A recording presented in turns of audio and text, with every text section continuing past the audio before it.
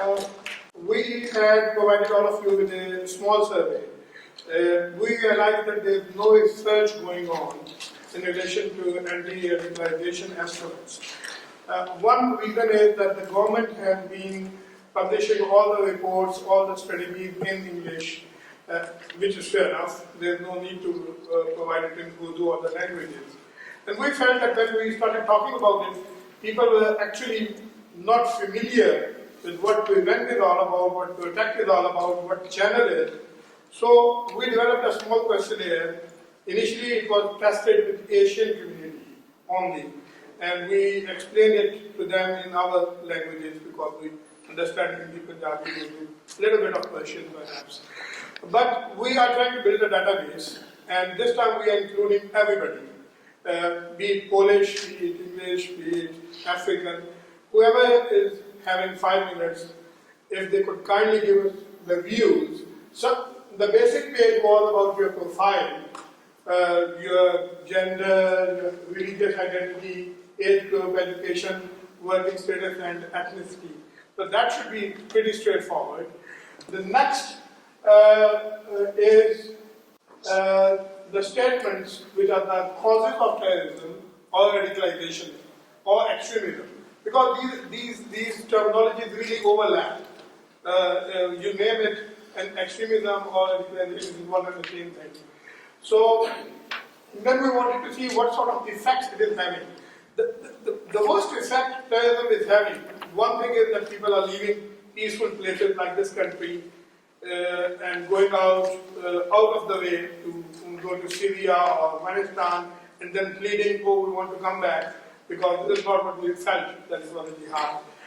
But the other effect is that it is destroying the good work which Mr. Mumtaz and Sanam was holding here for the last 30 years, which Yunus Malak has been doing here for 30 years, building cohesive societies, telling people that other religions, other ethnic origin people are here to blend into the British society, are here to help, are here to contribute. So what radicalization is doing is, it is, as Nabila was telling everybody, it is really tearing it apart into pieces now. And we have got likes of BNP, EDL, Pegida came all the way from Germany on the streets of Newcastle to bring this message of hate that there is no place for ethnics in this city. They got a very solid reply from multi-ethnic communities and multicultural community in Newcastle. So if we could talk about the effects, and then if we can come to strategies, we want to know what sort of solutions community wants. As I was referring to, that the bottom-up approach, it is the solutions which are coming from the community. They are participatory. So there is a greater ownership from other communities. Why we went to everybody almost in Newcastle before we launched Aman was precisely for this reason. It's not getting any money or getting our big name.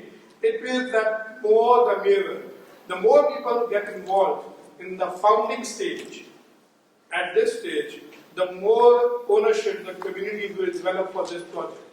And in this way, we can perhaps guide or feed into the government policies.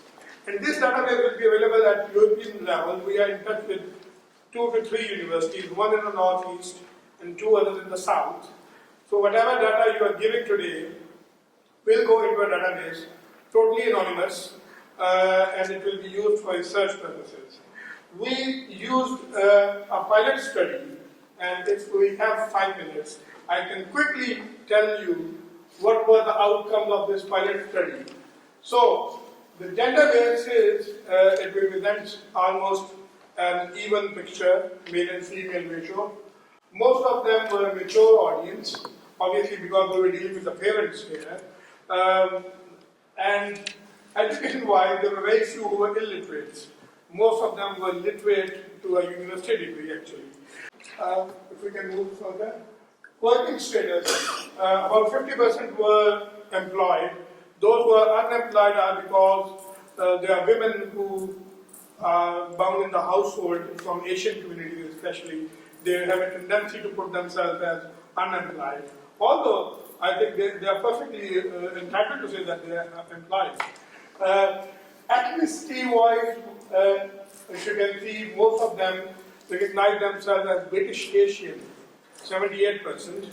All of them are Muslims, because we wanted first to go to Muslims and ask them, community leaders, faith leaders, and parents especially, that would they agree or become part of this project. The statements which you have also got, and you must have ranked them either yes, no, or don't know, is terrorism a reactionary movement? So 70% said yes. And terrorism is based on fundamentalism. Again, 78% believe it is no. So there is a link between the first answer and the second answer. So most of them believe that it is based on reaction. There is no room for terrorism in Islam. 70% said that it has got political roots. So if we go further, about 96% said that Muslim terrorists are bringing bad name to Islam. So here's the answer. The community overwhelmingly rejects terrorism or radicalization. But then the question is whether they come forward or not. Coverage of Islamic terrorism in media is leading to Islamophobia. That is another theme where we want to work actually, but it is very sensitive, just like racism. Mr. Shukla has done a lot of work in racism, half of his life, in race and equality and diversity issues. When you talk about Islamophobia, there are few issues which are genuine, and then there are issues which are exaggerated. So with research, we can tackle them and by asking this question. Radicalized youth need sympathy and mental health evaluation. If you are familiar, in the European countries, there are a lot of, our prevent strategy in this country is not unique to UK, it is actually an EU strategy. And it is again not restricted to EU, it actually has been tested in USA and Australia.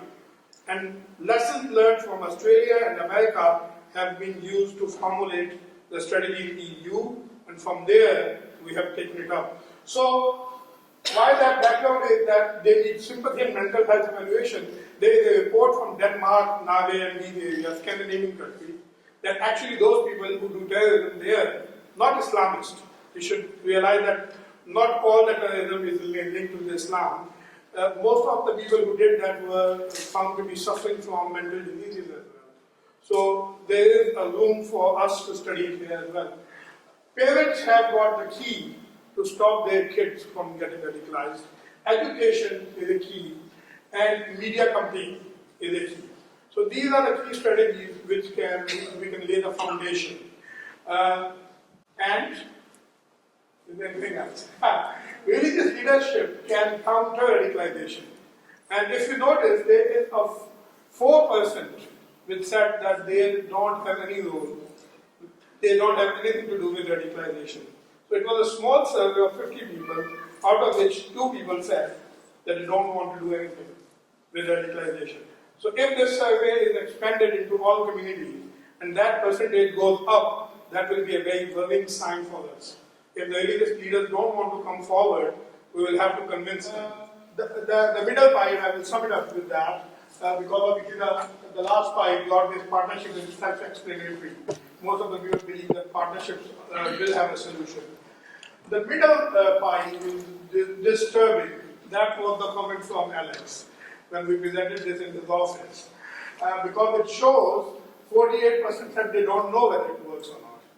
Whatever government is doing to counter radicalization, almost majority, if you add the answers which are no, they don't know, it means that about 80% people believe it doesn't work, or they don't know if it works at all. So we will be doing, over the period of time, we will be doing some sort of monitoring and evaluation to understand whether we are doing any impact or not. If we are running a workshop or seminar, we will be interested to know whether it helps children, parents, teachers to understand what is radicalization and to understand the strategies to counter it, and do they appreciate that the type of work that we have done have actually helped them to face or build resilience against radicalization. So it is just, today is a big start for us. Our website has been launched today. We will be posting a lot of material over there. So do visit us on our website and do stay in touch. Thanks very much.